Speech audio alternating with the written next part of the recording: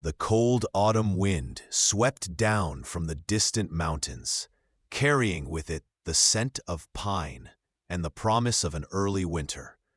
Major James Blackwood stood on the weathered porch of his modest ranch house, surveying the land he had claimed after the war. The rising sun cast long shadows across the Wyoming territory, illuminating the rolling hills and scattered cattle that represented his new life. A life deliberately devoid of attachment.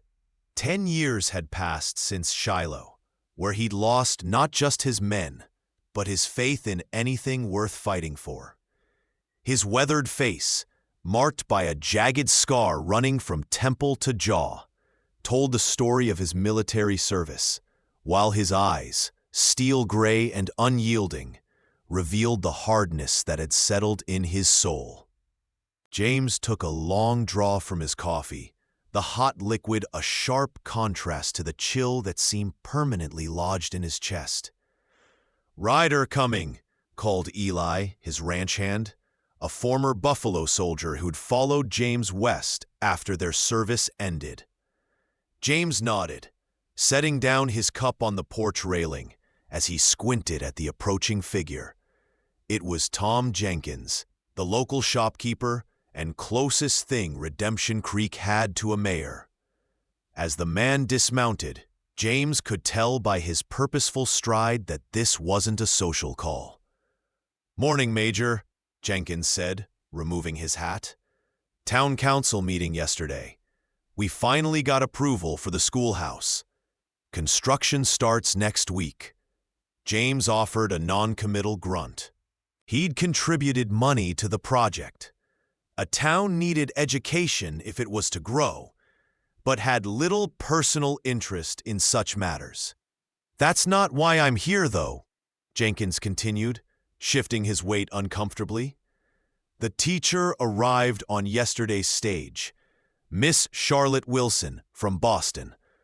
Problem is, the boarding house won't be ready for another month, and Mrs. Perkins took ill. If you like what you're hearing, please subscribe to our channel. We'd love to know what city you're watching from." James felt his jaw tighten. "I'm not running a hotel, Tom." The shopkeeper cleared his throat. "It would just be for a few weeks. Everyone else is doubled up with the railroad crew in town.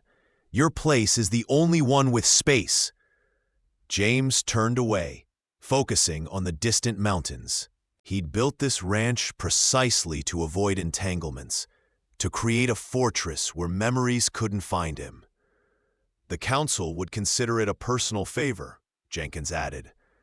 "And she seems a proper lady, educated, exactly what our children need." James sighed, knowing he was cornered. As much as he valued his solitude, he understood obligation.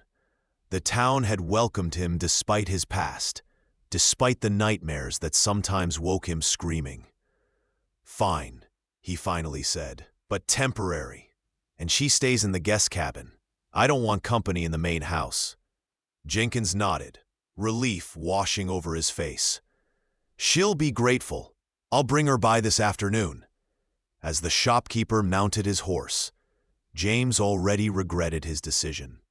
Another person on his property meant questions, conversations, expectations, all things he'd sworn to avoid after watching his entire company die under his command.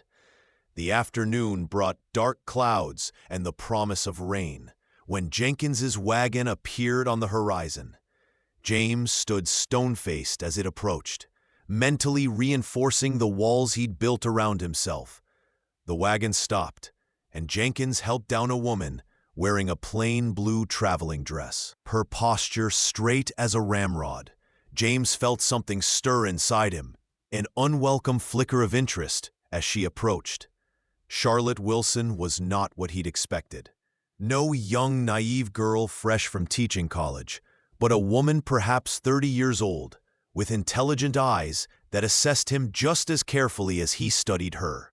Her chestnut hair was pulled back severely, but a few rebellious strands had escaped, framing a face that spoke of both gentleness and determination. She extended her hand, a gesture more forthright than most women would attempt with a stranger. "Miss Wilson," she said simply, "I understand I'm to be your unwelcome guest, Major Blackwood. I assure you, I'll disturb your peace as little as possible." James took her hand briefly, surprised by the strength in her grip. "The cabin's this way," he said gruffly, turning without ceremony. He led her to the small but sturdy structure, 50 yards from the main house, built originally for a foreman he'd never hired. Inside was basic but clean: a bed, a table with 2 chairs, a small stove, and a bookshelf containing volumes he'd read during long winter nights. Charlotte surveyed the space without comment, then turned to face him. "This will be more than adequate, Major. I appreciate your hospitality, reluctant though it may be." There was something in her tone, not offense, but a clear-eyed understanding of the situation that caught him off guard. James nodded curtly. "Supper's at 6 in the main house. Eli will show you the way to the outhouse and the pump." With that, he turned to leave, but her voice stopped him. "I understand boundaries, Major Blackwood. I've had to establish plenty of my own. But I should warn you, I don't frighten easily, and I don't particularly respect walls built for their own sake."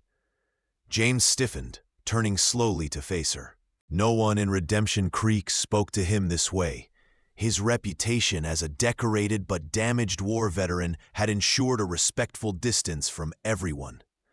"Miss Wilson," he said coldly, "my walls, as you call them, are my business, just as your reasons for coming to this God-forsaken territory are yours."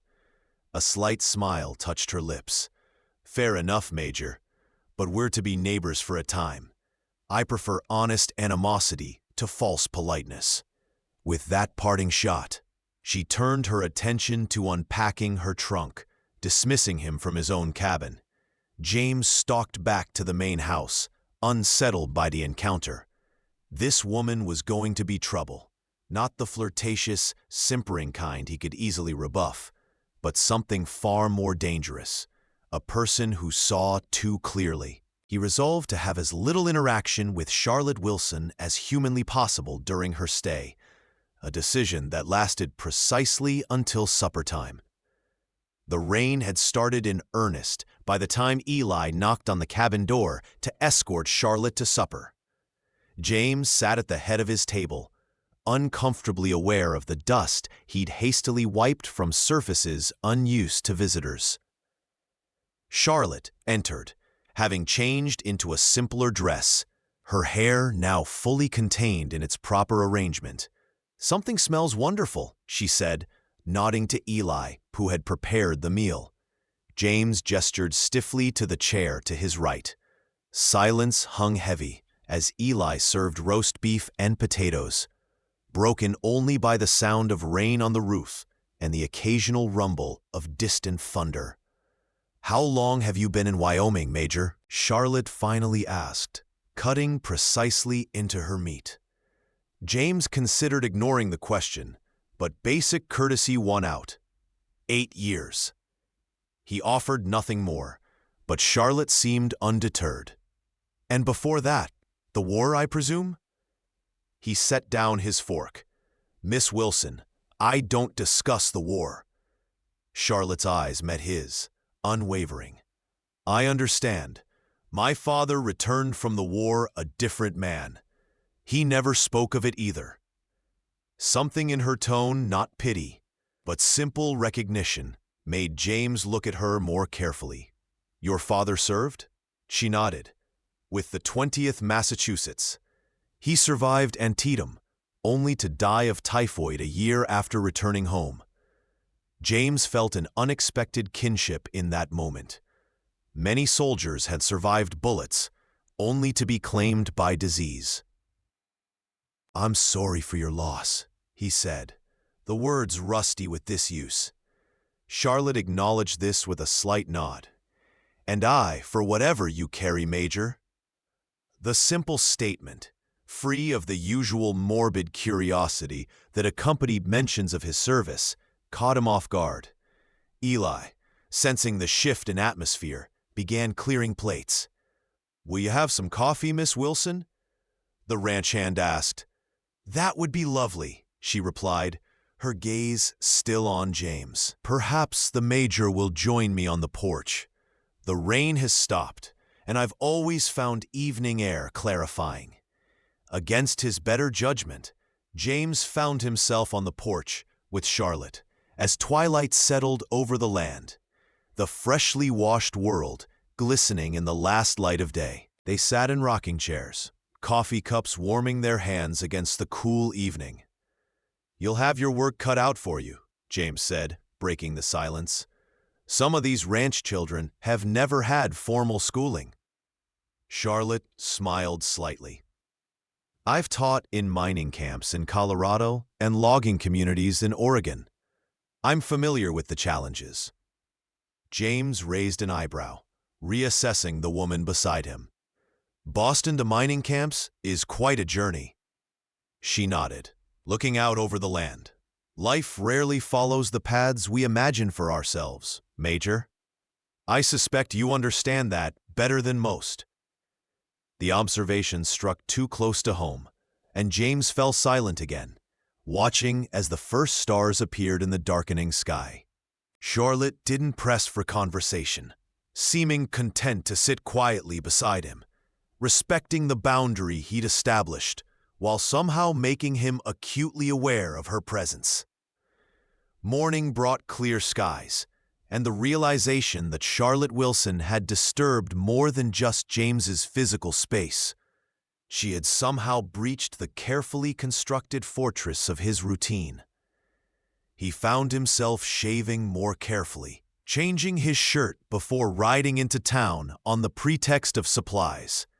In reality, he wanted to learn more about this woman who had disrupted his carefully ordered existence. Tom Jenkins was only too happy to share what he knew. Miss Wilson comes highly recommended. Taught back east before heading west. Governor's office in Cheyenne specifically suggested her for our town. James frowned. "Seems overqualified for a place like Redemption Creek." Jenkins shrugged. "Some say she left a difficult situation in Denver. Nothing improper," he added quickly, seeing James's expression. "More of a broken heart, according to Mrs. Jenkins's cousin, who works at the hotel there. Apparently, she was engaged to a banker who wasn't what he seemed." James absorbed this information, oddly relieved that Charlotte's past held its own complications. It made her seem more real, somehow less like the intruder he'd initially perceived. The days fell into an unexpected rhythm. Charlotte rose early, often already at the pump when James emerged for his morning coffee. They would nod in acknowledgement before going about their separate tasks. James to his cattle and land, Charlotte to her preparation for the school's opening. In the evenings, they would find themselves on the porch, conversations gradually extending beyond the necessary to include observations about the town, the progress on the schoolhouse, or books they had both read. James discovered that Charlotte possessed a sharp mind and wry humor that caught him off guard, drawing reluctant chuckles from a throat unaccustomed to laughter. She never pressed about his past, but her quiet presence began to feel less like an intrusion and more like a balm he hadn't known he needed. When she mentioned needing to visit the schoolhouse site, James surprised himself by offering to escort her. "I have business in town anyway," he said gruffly, though they both knew it wasn't true. The schoolhouse was taking shape at the edge of town, a simple but sturdy structure that represented Redemption Creek's aspirations beyond its origins as a cattle shipping point. Charlotte walked through the partially constructed building, her face animated as she described where desks would go, how maps would hang on the western wall to avoid the morning glare. "The children need to see beyond this valley," she explained, gesturing to an imaginary globe.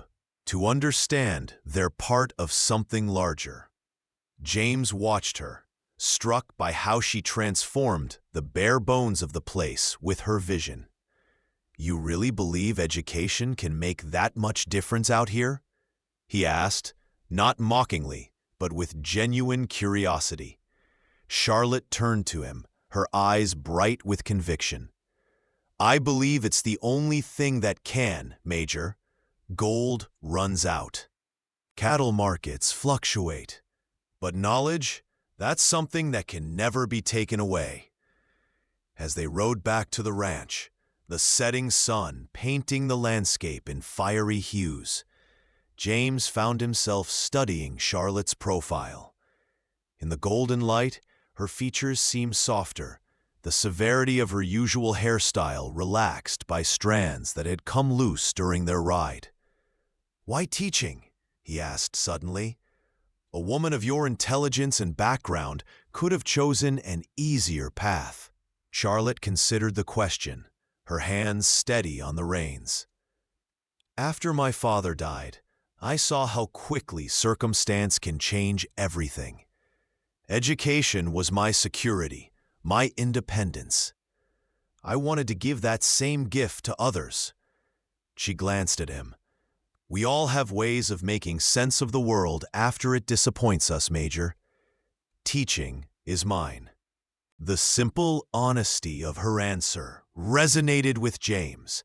His ranch was his own attempt to create order from chaos, to build something lasting after witnessing so much destruction.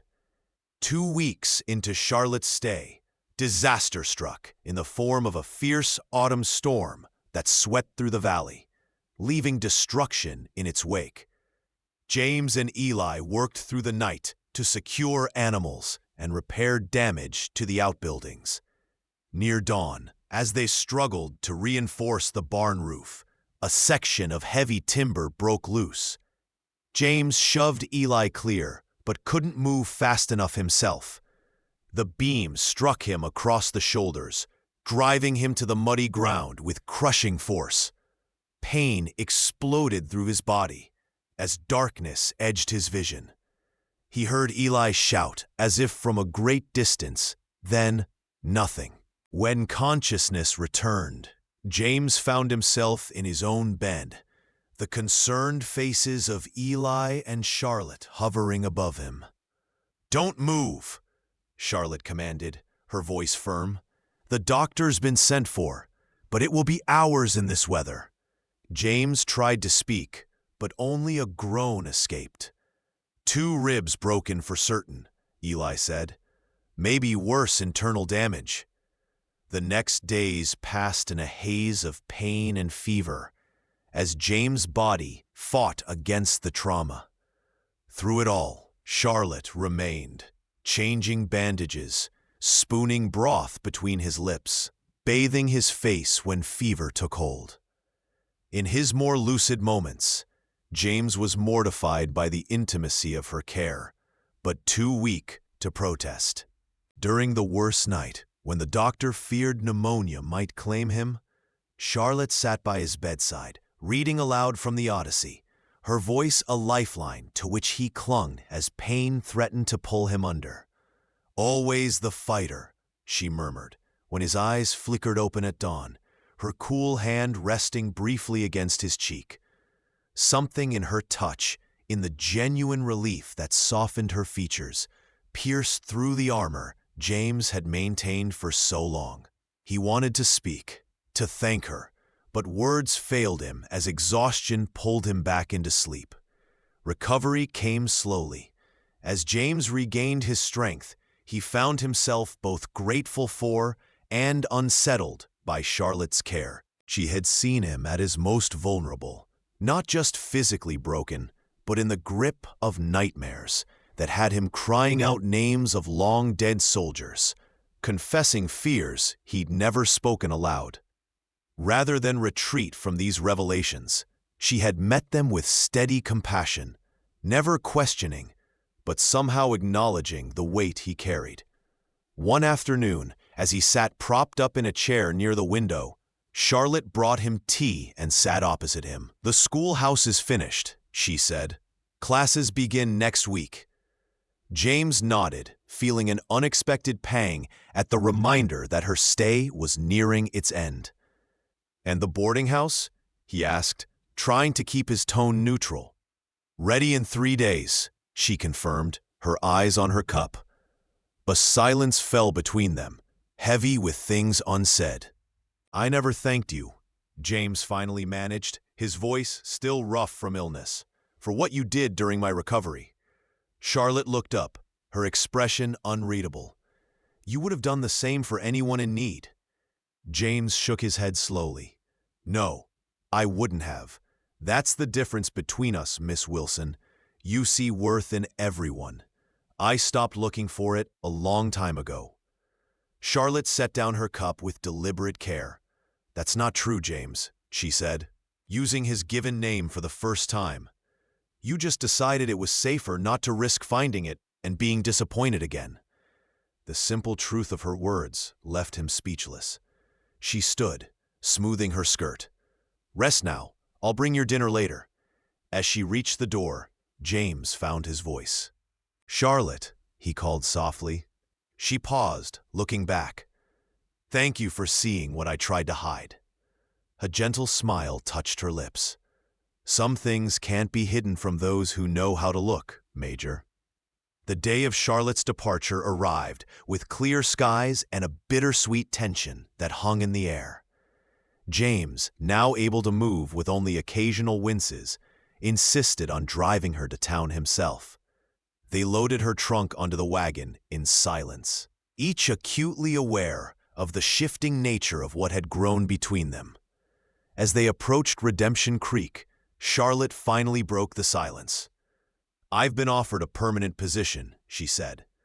"The school committee was impressed with my credentials." James nodded, keeping his eyes on the road. "The children will be fortunate to have you."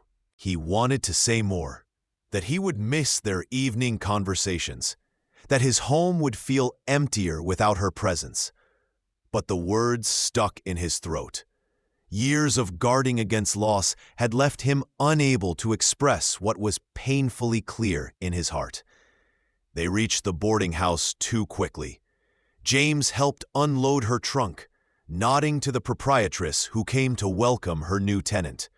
Standing awkwardly on the boardwalk, James extended his hand formally. "Miss Wilson." Charlotte took it, but didn't immediately let go. "This isn't how stories are supposed to end, James," she said softly, her eyes meeting his with a directness that had first unsettled and then captivated him. "Some men aren't meant for happy endings," he replied, the old bitterness creeping into his voice. Charlotte's grip tightened. "I don't believe that." "Neither do you, not anymore." She released his hand and reached into her pocket, withdrawing a small book. "I left this for you on the nightstand. Consider it a reminder that even the longest journeys can lead home." With that, she turned and followed the proprietress inside, leaving James holding a worn copy of the Odyssey, the pages marked with pressed wildflowers from his own land. He stood there longer than he cared to admit, the weight of the book in his hands, somehow heavier than its physical form would suggest. The following weeks brought a hollowness to James's days that no amount of physical labor could fill. He found himself riding past the schoolhouse, watching from a distance as Charlotte's students filed in and out, her figure occasionally visible through the windows as she moved about the classroom. He read and reread the Odyssey, fingers tracing the passages she had marked, understanding gradually dawning that Odysseus's greatest battle had not been against monsters or gods, but against his own resistance to returning home, to allowing himself to be known and loved despite his scars. Winter settled over the valley, bringing shorter days and long, quiet evenings that James now found oppressive rather than peaceful. Eli, never one to interfere, finally broke his silence one night as they sat by the fire. "Miss Wilson asks about you," he said matter-of-factly, "when I go to town for supplies." James stared into the flames. "What do you tell her?" The ranch hand shrugged. "That you're healing, that the ranch keeps you busy." A pause. "That you're not sleeping much."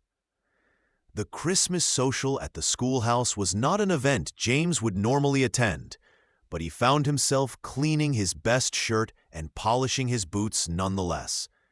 Snow had fallen the night before, transforming Redemption Creek into something almost magical, lantern light reflecting off white-covered buildings.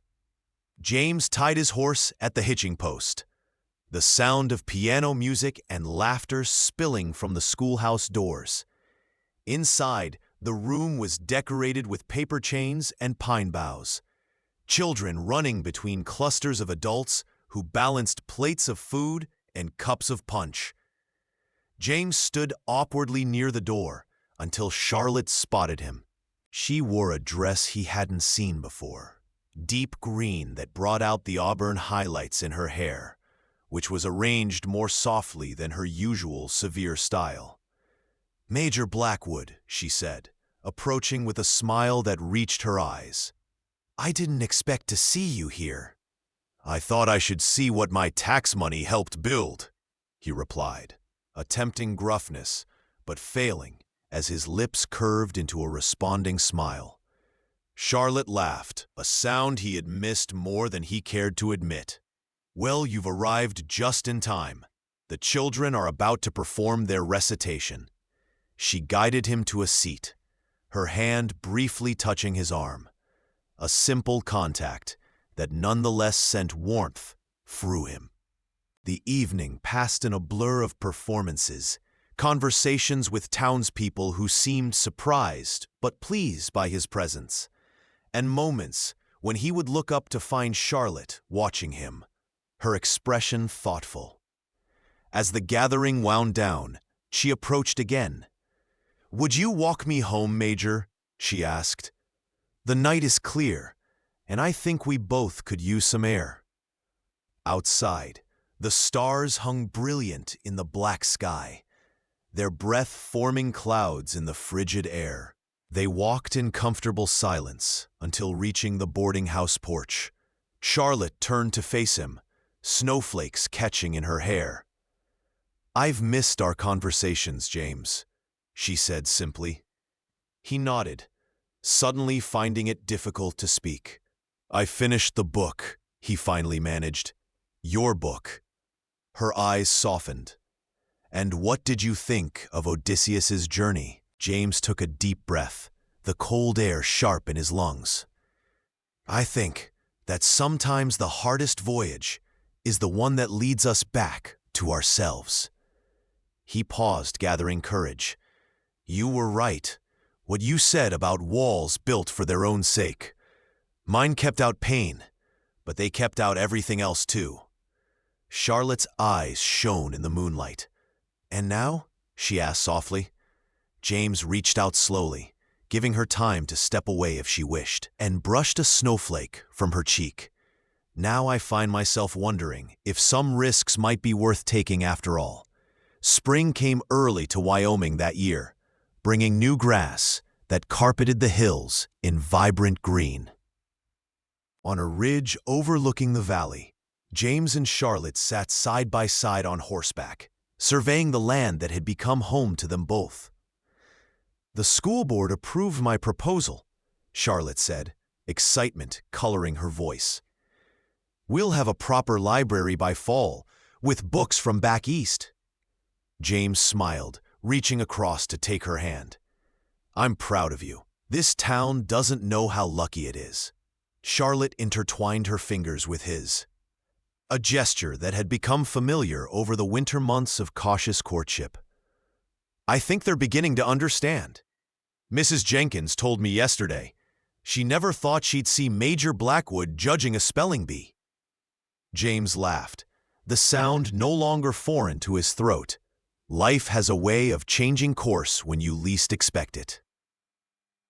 He turned to look at her fully, marveling at how this woman had dismantled his defenses with nothing more than patience and honest seeing. "I have something for you," James said, reaching into his pocket. He withdrew a small, worn object, a brass compass that had survived Shiloh and every battle after. "This guided me through the war," he explained, placing it in her palm. "Kept me oriented when everything else was chaos." Charlotte opened it carefully, noting the crack in the glass, the tarnished case that spoke of years of service.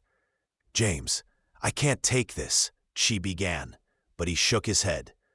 "I don't need it anymore," he said quietly. "I found my true north."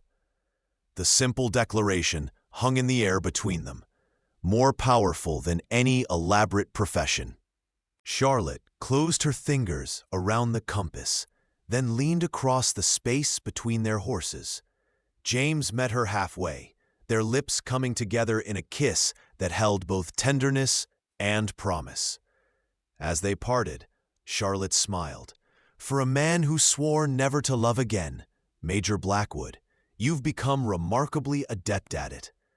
James laughed, feeling lighter than he had in years. "I had an excellent teacher, Miss Wilson." He gestured toward the valley below, where Redemption Creek nestled against the backdrop of distant mountains. "Shall we?" Charlotte nodded, tucking the compass safely in her pocket. As they rode down the slope together, James reflected on the journey that had brought him here. Not just the physical distance from battlefield to frontier, but the harder path from isolation to connection. The wounds of war would always be part of him, the memories of fallen comrades etched permanently in his mind. But Charlotte had shown him that scars could become part of a larger story, one that included not just loss, but also healing, not just duty, but also joy.